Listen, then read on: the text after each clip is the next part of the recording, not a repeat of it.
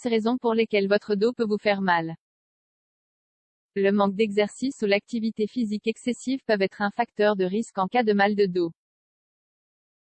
Nous devons donc l'adapter à nos possibilités. Le mal de dos est l'ensemble des symptômes qui présentent un inconfort concentré sur la colonne vertébrale. Ce problème diminue les capacités fonctionnelles d'une personne. N'importe qui peut souffrir de maux de dos. En effet, environ les 2/3 de la population adulte en souffrent de temps en temps. Type de cause.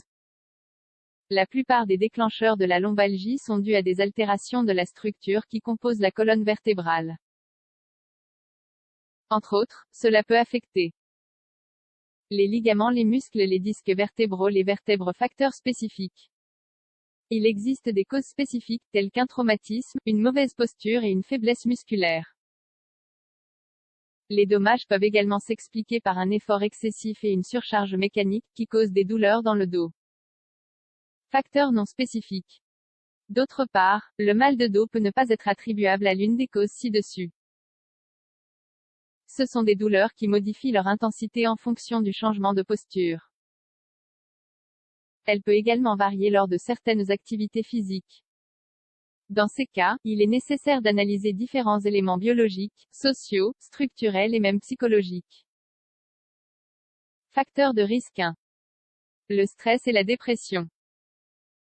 Selon diverses recherches, la douleur chronique et la lombalgie sont régulièrement associées à des états de stress, de dépression et d'anxiété.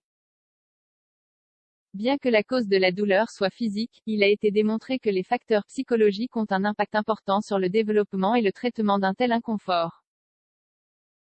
Pour cette raison, il est conseillé de faire une pause et de se détendre. Il est nécessaire de maintenir un bon programme de repos et d'inclure des activités agréables dans la routine de la vie quotidienne. 2. L'âge. Au fil des années, le corps est usé naturellement, y compris la colonne vertébrale et les articulations. Pour cette raison, les maux de dos sont plus fréquents chez les personnes âgées qui souffrent généralement de maladies telles que l'arthrose ou la sténose spinale. En revanche, les jeunes sont affectés par des pathologies définies. Tel est le cas d'une hernie discale ou d'une maladie dégénérative des disques intervertébraux. 3. La génétique.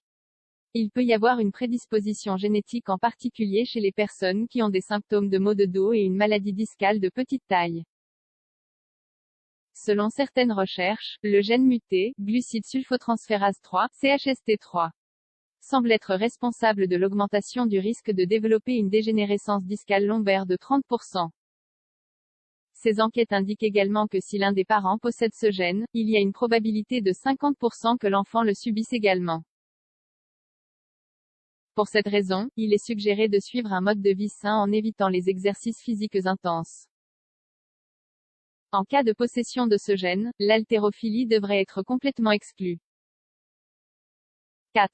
Les risques de travail.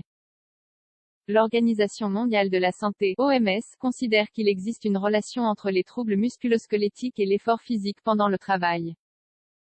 Les activités qui nécessitent de grands efforts sont celles dans lesquelles les charges lourdes sont portées. Cela implique de déplacer, de pousser ou même d'utiliser des machines ou des outils. Cependant, le mal de dos peut également être causé par le nombre de répétitions et le nombre d'heures par jour auxquelles une personne est habituellement exposée à de tels efforts. Bien que les blessures de stress occasionnelles soient aiguës, mais brèves, l'exposition au stress habituel peut entraîner des blessures et des troubles chroniques. Certaines considérations qui peuvent être appliquées dans ces cas sont la manipulation de charges lourdes près du corps, en pliant les genoux pour garder le dos droit. De même, il est conseillé de maintenir un rythme modéré lors de l'exécution des activités à risque. 5. La sédentarité. Dans le monde entier, l'inactivité physique est l'un des facteurs de risque de mortalité et, évidemment, elle endommage l'état du système locomoteur.